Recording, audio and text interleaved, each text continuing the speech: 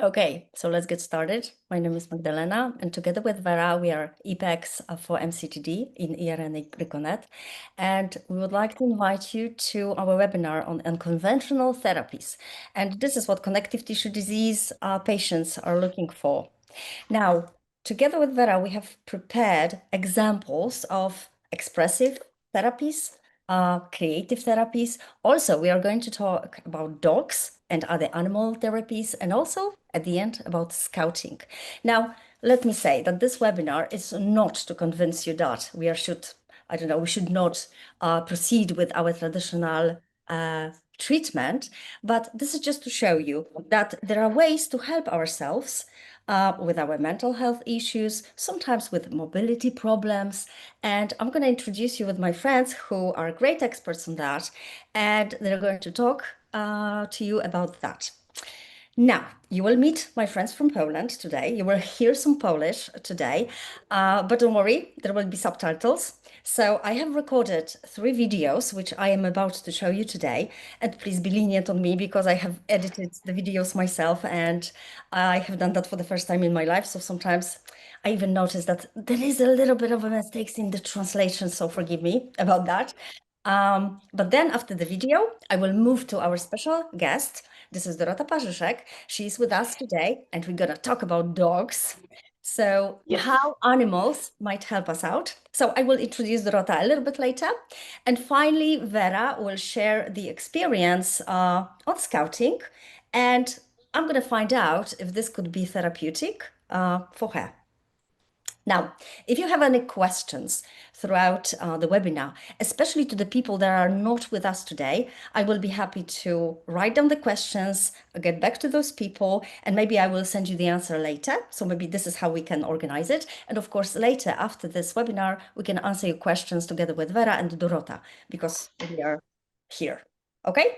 So now, I'm gonna first show you a little interview with my friend on art therapy and drama therapy. These slides are just to show you that what kind of tools they are using, like for example, painting, drawing, visual arts. How can they help us to express emotions, reduce anxiety, or for example, build self-awareness or coping skills? The same with drama therapy. We also use it as a theater therapy. So role play, storytelling, how can they actually make us self-express or maybe build confidence? Okay? And now I would like to show you the first interview. Dzień dobry. Dziękuję, że się ze mną spotkałaś. Proszę, opowiedz, kim jesteś i co robisz? Nazywam się Elżbieta Domańska i od 12 lat współtworzę Stowarzyszenie Terapii przez Sztukę Katarzis, które stworzyli rodzice i terapeuci osób z niepełnosprawnością, różnymi niepełnosprawnościami, ale wszystkich naszych uczestników łączy niepełnosprawność intelektualna. A kim dokładnie są te osoby, z którymi pracujesz? Zaczynaliśmy z dziećmi. Te dzieci nam dorosły na przestrzeni tych 12 lat, więc w tej chwili mamy młodzież i pełnoletnich uczestników, którzy mają przeróżne niepełnosprawności. Mamy osoby z autyzmem, mamy zespoły z zespołem Downa, z różnymi innymi zespołami neurologicznymi.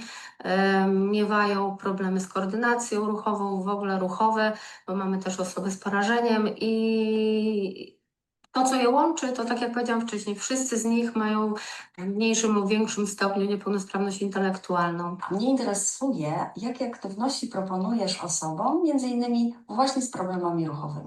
Ponieważ te ruchowe właściwie każdy z nich ma, więc znalazłyśmy na przykład w ramach terapii ręki robimy od ponad 10 lat zajęcia ceramiczne.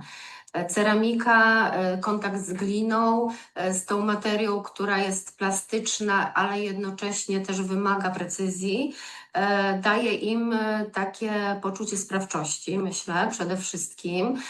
I to, że te efekty ich działań są naprawdę piękne, zachwycają otoczenie. To jest coś, co nakręca ich i bardzo chętnie chodzą na te zajęcia. Inną formą terapii ręki to arteterapia, tak? Czyli terapia poprzez różne inne techniki plastyczne, malowanie, rysowanie. I tutaj oprócz tego, że znów mamy precyzję wykonywanych ruchów, skupienie, zabawa kolorami, które też wpływają na nas odprężająco, to ostatnio zauważyłyśmy, że bardzo ważnym aspektem tych zajęć jest praca w grupach, gdzie oni wspólnie wykonują jakieś dzieło w grupie i jakby to ta współpraca, wymiana doświadczeń w trakcie i to takie poczucie wspólnego dzieła jest niezwykle ważne, zwłaszcza kiedy potem ta współpraca owocuje tym, że robimy wystawy tych prac, tak? I oni mogą wspólnie być dumni ze swojego dzieła. Fantastycznie. Słyszałam też o teatroterapii. Tak, teatroterapia też od kilku lat to jedno z ważniejszych dla naszych uczestników aktywności. Terapia poprzez teatr, bo tam uczą się wyrażania różnych uczuć, emocji, przeżyć poprzez odgrywanie ról. I to jakby ułatwia im pewne, może nazwijmy to poradzenie z tymi różnymi rzeczami. Bo wiadomo, że niepełnosprawność intelektualna ogranicza im samoocenę, autokontrolę, prawda, pracę nad sobą, natomiast Nabierają pewności siebie. tak, nabierają pewności siebie i też ważne jest też to, że oni opracowując kolejną etiudę teatralną, scenariusz tej etiudy powstaje poprzez wspólne rozmowy. Oni pracują razem, rozmawiają nad jakimś tematem, roztrząsają go na podstawie własnych przeżyć i na tej podstawie teatroterapeutka tworzy scenariusz, który potem jest szlifowany teatralnie. Czyli są współautorami dzieła. Tak, zawsze jest tak, że mają tutaj swoją działkę. Czy możemy powiedzieć ogólnie, że terapie, którymi się zajmujesz, wpływają bardzo korzystnie na zdrowie psychiczne? O, zdecydowanie tak. Zdrowie psychiczne daje poczucie wspólnoty, swojej grupy. Tak jak każdy z nas, tak osoby z niepełnosprawnością intelektualną też potrzebują mieć swoją grupę, to często się to nie udaje w otoczeniu, gdzie mieszkają, a tutaj mają tą swoją grupę, swoich przyjaciół, swoją paczkę, do których chętnie wracają, wspólnie potem świętują urodziny i różne inne uroczystości. I to daje takie poczucie wspólnoty niezbędne do normalnego funkcjonowania. Elu, bardzo Ci dziękuję za poświęcony czas i za pracę, którą wykonujesz. Dziękuję, sobie też dziękuję. All right. So how about music therapy now? All right. Another friend of mine is dealing with this. So how can we use music, listening, singing, playing instrument for that? It reduces pain or stress, improves mood or cognitive function. Let's hear more about that. Dzień dobry, nazywam się Renata Barańska-Gminiak, jestem muzykoterapeutą i chciałam Wam troszkę dzisiaj opowiedzieć o mojej pracy i o muzykoterapii. Muzyka jest nieodłącznym elementem naszego życia i nam towarzyszy. Dlatego też możemy ją wykorzystać w celach terapeutycznych, bo jest nam bliska. I możemy grać, możemy śpiewać, możemy nawet tańczyć, a możemy też słuchać. Więc na początku najważniejszy jest ten podział. Mamy muzykoterapię receptywną, czyli taką, która skupia się na tym, żeby odebrać ten dźwięk, i aktywną, która skupia się na tym, aby aktywizować siebie i coś z tym dźwiękiem zrobić, czyli na przykład zagrać na instrumencie albo zaśpiewać. A w muzykoterapii, wszystko jest bardzo ważne. Jest ważna melodia, jest ważny rytm, jest ważna dynamika, czyli głośność, jest ważne tempo, nastrój, tekst piosenki i to wszystko może mieć wpływ na przebieg sesji muzykoterapeutycznej. Nie wszyscy wiedzą, w czym może nam pomóc muzykoterapia. Otóż muzykoterapia może naprawdę w najróżniejszych przypadkach być pomocą w resocjalizacji, wtedy kiedy się boimy w lęku, w zaburzeniach rozwojowych, w pracy z osobami starszymi, kiedy są traumy psychiczne, kryzysy emocjonalne, onkologii, w żałobie. Zresztą zobaczcie sami, ile jest tych elementów. Możemy też pracować jako fizjoterapeuci z osobami, które mają trudności w poruszaniu się albo muszą się zrehabilitować właśnie, żeby usprawnić ten swój ruch. Nie chcę Wam opowiadać tak za długo o tym wszystkim, bo ja bardzo lubię o tym rozmawiać, ale Najprostsze ćwiczenie. Jeżeli chcemy kogoś poprosić, chcemy zaktywizować mu dłoń, na przykład chcemy, żeby nauczył się wykonywać taki ruch. Więc jak poprosimy go, żeby wykonywał ten ruch, nie będzie to dla niego jakoś specjalnie przyjemne. Ale w momencie, kiedy dam sobie tylko tambury i do tego dołączymy muzykę, jakąkolwiek, zaśpiewamy piosenkę, pa, pa, pa, pa, pa, pa, pa, pa, pa, to wzrasta od razu motywacja do tego, aby ten ruch wykonywać. To jest ważne w muzykoterapii. W muzykoterapii jest ważny cel, ale to wszystko, co jest po drodze, jest bardzo istotne. Zwracamy uwagę na najdrobniejsze szczegóły. Więc sam proces muzykoterapeutyczny jest kluczowy. Mam różnych pacjentów. Zdarza mi się pracować z najmłodszymi, zdarza mi się pracować z tymi średnimi, ale także z osobami najstarszymi. Wykorzystujemy poza instrumentami też akcesoria, jak chustki tiulowe, jak jakieś piłeczki do żonglowania. To wszystko, co może pomóc nam w rytmizacji ciała. Mam takich pacjentów, którzy nie posługują się dwoma dłońmi podczas jakichkolwiek czynności, a zasiadając do instrumentu klawiszowego, do pianina, okazuje się, że te dwie dłonie w naturalny sposób są w stanie chodzić po klawiaturze. Oczywiście ze swoimi ograniczeniami, ale udaje się młodym pacjentom bardzo często pokonać te lęki, te bariery i w momencie, kiedy mają klawiaturę instrumentu i mogą z nią zrobić co chcą, te dłonie pracują na tym instrumencie. Pracując z osobami po porażeniu mózgowym, z niepełnosprawnością fizyczną, ruchową, ten instrument jest często taką blokadą na początku, ale jak to ja mam grać? Więc to, co jest najważniejsze w muzykoterapii, nie patrzymy na to, czy ten utwór będzie pięknie zagrany, czy on będzie fantastycznie brzmiał. On ma nam pomóc tu i teraz, na przykład usprawnić dłonie albo jakąś inną część ciała, na przykład nogi, bo pracujemy nad chodem. Pokażę Wam krótki filmik z pracy muzykoterapeutycznej. Instrumenty perkusyjne są prostymi instrumentami. One też pomagają. Jeżeli uderzamy w instrument perkusyjny w bęben, staramy się robić to rytmicznie na przykład, czyli pacjent stara się robić to rytmicznie, nie wychodzi jemu to, ale nas cieszy to, że każdy ruch jest próbą przezwyciężenia oporów, które stawia na przykład właśnie ciało.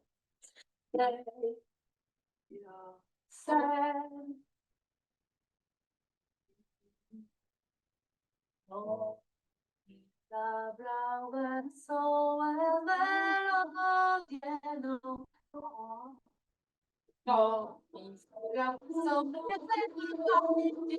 Raz, dwa, trzy i wesołe melodie, uśmiechnięte dźwięki schowały się.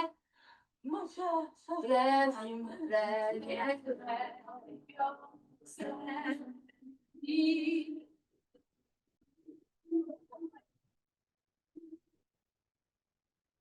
i będę mam. I co jest jeszcze ważne, muzykoterapia daje radość, nie wiąże się z obciążeniem, a teraz będę musiał ćwiczyć, tylko po prostu jest przyjemnością, więc ta muzyka wprawia lepszy nastrój, poprawia nastawienie też do zajęć. Zachęcam, żeby poczytać sobie więcej o muzykoterapii, bo w 2-3 minuty to wiele nie da się powiedzieć, ale jest to bardzo ciekawy obszar, bardzo pomocny, wykorzystywany w różnych krajach na świecie w różnym stopniu. U nas w Polsce mam wrażenie, że to jeszcze jest na samym początku drogi, ale mam nadzieję, że też idzie w dobrym kierunku i będzie się ten dział, ta muzykoterapia rozwijać. Dziękuję, pozdrawiam serdecznie. All right. So this was music. Something connected with music is dance therapy. So movement therapy, how can we express our emotions through dance? And what does it improve? Flexibility, circulation, how does it enhance body awareness and mood? Let's hear about that. Hello and welcome. My name is Kinga Harcei and I'm a musician and choreotherapy instructor, which I'm happy to tell you about today. Choreotherapy, or dance and movement therapy, is a form of art therapy that supports psychophysical health through body expression and integration through dance. It uses the natural need for movement, rhythm, and contact with music to help regain emotional balance and improve fitness and well-being. Everyone can benefit from choreotherapy, people of all ages, with different needs and abilities, and most importantly, no dancing skills or experience are required. For people undergoing therapeutic and pharmacological treatment, choreotherapy can be a safe, supportive tool that enhances the effects of therapy and helps them better cope with everyday challenges. Participation in choreotherapy classes brings noticeable results from the very first session. This method combines the useful with the pleasant, and it offers many benefits. First of all, there is a reduction of stress and tension in the body. Movement to the rhythm of music allows you to release emotions, which in turn improves your mood. Dancing stimulates the release of endorphins, which contributes to a feeling of joy and lightness in movement. In choreotherapy, space for expressing emotions without words is also important. Participants learn movement improvisation and communication through gestures and movement, which promotes better self-understanding. Dancing together in a circle and learning simple dance steps builds relationships, trust, and a sense of community. Dancing engages the entire body, improving performance and flexibility, and regular movement supports the nervous system and motor skills. By dancing, we exercise coordination, balance, and memory. During classes, we use dance props such as flags, fans, ribbons, and scarves. In the group, participants learn nonverbal communication, improvisation in pairs, cooperation, attentiveness to each other, and above all, experience joy and freedom in dancing. Choreotherapy creates a space where everyone can be with themselves without judgment, without pressure, where they can relieve stress but also relax. Knowing how much influence music has on people, I also devote some of my classes to musical relaxation. A sound bath has a soothing effect on the nervous system, supporting regeneration and calm. It is a moment of pause where the body can rest and the mind can find peace. Time to relax is time to regulate your breathing and heart rate. During musical relaxation, participants allow themselves to rest, relax their muscles, and clear their minds in comfortable positions. They immerse themselves in sounds that heal. So the method of choreotherapy, dance and movement therapy is a practice that releases blockages, strengthens social bonds, opens to new experiences in movement and contact with other people, gives a sense of security and community, improves mood and strengthens the body. It's a great way to reduce stress and develop creativity. It is also a way of daily emotional hygiene, of getting in touch with your own body and its needs. Choreotherapy doesn't end in the classroom. It begins right where you are, with your favorite music or silence. Explore body and emotions. Discover choreotherapy as a path to harmony, joy, health, and freedom in the body. Thank you very much for your attention, and I encourage you to participate in choreotherapy classes. Okay, that was Kinga. And I have to tell you that she asked me particularly to show her Instagram fan page. So her name is Artystyczno. So if you'd like to follow, just go ahead. Go ahead, follow Kinga. Thank you so much. And now let's move on to this creature. Can it be a doctor of us? Okay, something called animal assisted services. And I am turning now to Dorota, our special guest today. Hi. Nice to meet you all. Hi, Magda, hi, Vera, hi, everybody. Nice to meet you all. I'm so Hey. happy. I'm so happy that you're here. And let me just quickly introduce you, yourself, your person. So, Dorota is an English teacher by education. Apart from that, she's my bestie too. Okay. So, Confirmed. dogs therapy by passion. right? But dogs trainer, I may say. Dogs therapy instructor by choice, and also Sjogren's patient, not by choice, I guess. Not by choice, Now, definitely. Dorota, I would like to ask you about this animal assistance services. Like, can you tell us, can you explain to us what exactly it is? And when and how did it all start for you? And while you answer, I'm going to show you, or everybody, also the pictures from work of Yeah. Dorota's environment. Yeah, not all my dogs, yeah. So like, Yes. yes, not to mention, yes, so I've got 2 dogs, yeah. And talking about this AAS, animal assisted services, yeah, we call them that way because these are not only dogs, yeah, so in this business, yeah. So we've got also, as you probably know, horses, yeah, we've got therapy with cats, but I do only the therapy with the dogs. I've got myself 2 dogs. And how it all started, it started actually by accident a little. I was studying at the university for like some kind of dog department, and there was a meeting of some association. Yeah, so this is the NGO, this non-governmental organization, and they are called Animals for Humans Association. And I wanted to do something for them. I wanted to help other people because, you know, being myself a Sjogren patient, I just wanted not to focus only on my problems, but to help the others. And I was sure that I could help them in any way, like English translations or whatever. But it turned out that I had a dog that met their expectation. And me and my husband, we started this adventure of helping others. And it was to be honest, it was the best coincidence in the best choice of my life, like totally. Wonderful. As a human, as a dog trainer, and as a patient. Yeah. Wonderful. I had a chance to see Dorota at work, so it's actually amazing, and her dogs are amazing too. Now, could you tell me a little about the foundations, the base, the ethics of this work? So it's very important. Yeah, the welfare is very important for our work. And in the past, yes, so people used to think only about the welfare of patients, of course, because we work for patients. But nowadays, you know, it's really important to think about the triangle of welfare. So the welfare of handlers. So it's me. Yeah, so the welfare of the doggies. Yeah, so my partners in crime, and also the patients, you know. And we do believe in this association that if the welfare of any of these elements is matched, we shouldn't work. Yeah, so because it should be the joy of all of us. Yeah, so the handlers, the patients, and the doggies. So this is the foundation. Excellent. And can any dog become a therapy assistant or a therapist, so-called? Absolutely not. Although, you know, we've got a lot of people who dream about that, and it's sometimes hard to tell them that maybe that's not the way. So we always compare that's, you know, like humans, that we've got some special personality, special resources, and there are some special tests testing the dogs. You know, it's called PADA test, is the international test of testing the personality appropriate for this job.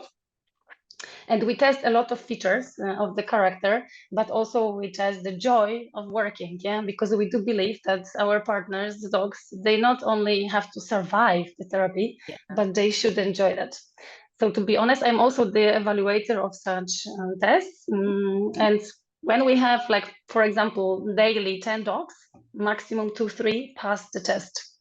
So this is not really the job for everybody. This is really where, yeah, because they must be, we check things like apprehension, like the willingness to train, and also social factor.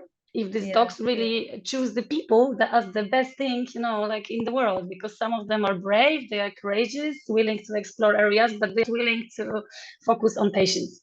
So then we don't want to push them. And they have to go through job interviews, right? Okay, got it. Yes, there is a job interview and the training of the handlers and a lot of things at the end of this exam, and then you can go and work and help the others. Take responsibility for us, for patients. Now, yes. Tell me about the effects, the outcomes. Like, do you get any feedback from doctors, in fact? We actually do a lot, you know, and I was talking to you some days ago that we've got a lot of institutions in Poland asking our association for help, a lot of doctors contacting us, a lot of hospitals. But unfortunately, to be honest, we don't have enough teams, because to prepare such a team, it's a lot of work. You know, so with the handler, with the dog, to make it safe. Yeah. So we can't actually help everybody, but we do train new teams, and we try to do it also internationally. But we get the feedback of amazing, you know, change of mood. We go also to mental institutions, the children, the, you know, teenagers, and also adults in crisis. we really have a lot of effect with the physiotherapy. And that's actually when I was listening to this music therapy, when Renia was talking about, it's pretty similar, because she was showing this exercise with the tambourine. So because we also, when we go to physiotherapy to different places with kids, and they are not very willing to do exercises because they are boring, but when the dog appears, the motivation is, the sky's the limit. So we can do millions of things that seem to be boring, but with the dog, they are totally easy. Sometimes we help with difficult therapies, with the pain. We cooperate with the center for the kids center, the special hospitals. If the kids have very painful therapies and the dogs appear, they are more willing to participate in that, and they get the joy, the relief, the endorphin levels. So, many areas. It's amazing. Wonderful. It's really Thank amazing. you so much. Thank you so much for what you're doing. Thank you. Thanks. And so thank you. And wish me, like that we could spread that. Yes, absolutely. So maybe we should advertise actually dogs handlers, to dogs handlers, to become ones. So maybe this webinar will be educational to them as well. Okay. And finally, we've got Vera, also our EPAC for MCTD. Hi. Hi, how are you? And now I actually put the title on my final slide, which is Scouting and Belonging. And I was wondering, Vera, if you could tell us, like, scouting, you got to it recently, and I was wondering, how does it help you to cope with MCTD? But on the other hand, do you experience any difficulties, any obstacles, because you are, affected by the disease yourself? So maybe it does not really help you to be involved that much into the scouting. And while we talk, while Vera answers, I'm going to show some pictures of hers as well. Okay, thank you so much for having me here in these complementary therapies, because in spite I'm a psychologist by profession, I do believe that all complementary therapies could be helpful to patients, since we have the knowledge to participate and enjoy. For me, it's really, really good to have these opportunities. So in scouting, I'm doing this for a year now. It's a kind of physical challenging for me, because I have 24 hours pain, and it's a high pain, sometimes acute pain, but it's chronic pain, and it's my huge major problem. So I was dreaming of becoming a scout girl or a scout leader, as you say, but it was not possible in my head to do it, because it was so difficult to do it because of the physical activities that we have. We climb mountains. I cannot walk that kind of mountains ahead and so on. So, but I accept challenging. Finally, after many years of dreaming, I accepted. And I really climbed mountains this year. You are probably seeing the pictures. It's my children, my scouting boys and girls that I lead with the other groups. And we actually went to the mountains of Switzerland in the Alps. And you are seeing all kind of activities we do every Saturday. So it's time consuming, because you need to be there all Saturdays. Sometimes you sleep in the camps. We go with the children with the rain. Some pictures there are raining all day. We sit in the floor. Sometimes I have difficult sitting in the floor because of my condition. We have to I can imagine, yes. Yeah, we have to build up the tents. We are seeing the image of the real scouting world, but I did it. You have the real picture. I did it. I went there and I did almost everything that the other kids did, the young and healthy kids did. Then I learned something, that we are inclusive. There were a lot of kids with some difficulties because of some diseases, some scare of something, psychological fears of something, and we could all help each other, the sense of belonging that we are talking with the dog therapy, dance therapy, music therapy. We all love that, because in the scouting activities we have to do theater with each other in the camps. We have to dance, and some of them don't know how to express themselves. So all these therapies come in such a small but present way in scouting. So it has been helping a lot for me in the movement and achieving goals and climbing mountains. I think that Great. for every patient climb mountains. For me, climbing sometimes stairs is climbing a mountain. So we can do sometimes things and be happy with that. So I think it has been helping me a lot. Wonderful. Thank you so much. And I would like to thank everybody from my participants of this webinar. We can conclude with being together, we are stronger, we are healthier. I would also say that being an IPEC, being in organizations like, I don't know, organizations, foundations, associations that we establish together in different countries, we also have this therapeutic impact, or it has got a therapeutic impact on us. I don't know if Vera, as a psychologist, would you like to wrap up, Yeah. say something about what we have heard today? Yeah, I would say that without experiencing you as a patient, you don't know what you can do. So you have to try it first, right? We were talking about dogs. I said earlier that I'm scared of dogs because I have an issue with dogs. So, but if I don't work this issue, I would not know what they have to give to me. And we have to experience things in life, not as patients, but as human beings, because being engaged in life, it's the most important. Not if you are a patient or if you are not a patient, but you are a human, and a human needs to do more living. Living is not just surviving the pain or the issue or the challenge. It's about belonging, connecting, and creating joy in your lives, even if you have more challenges than other people. So I think that complementary therapies are welcome. We have to have the open mind to try something. We were kind of thinking, maybe I could do this, maybe this is interesting for me. Let's try, let's experience the effects on me, because some of these therapies have good and huge effects on me, and other complementary therapies don't have that impact. So, but I don't know if I don't try it. I would say a joke. You don't know if Coca-Cola is better than Pepsi if you don't try both. But I always say I like both. I like Coca-Cola, and the other person likes Pepsi. So it's okay. Just we have to try it. Okay, this is very pro-patient. Okay. All right. Let's wrap up. I would like to thank everybody. Thank you, Dorota. Thank you, Vera. Thank you. Thank you for having us. Thank Thank you, you. Dorota. Thank you, Magda. Thank you, Vera. Thank you, Check Magda. if we have any questions, but I don't see anything. So probably if you or if anybody would like to contact us later, they will find a way, I'm sure. Okay. Yeah. Thank you. Thank you. Thanks.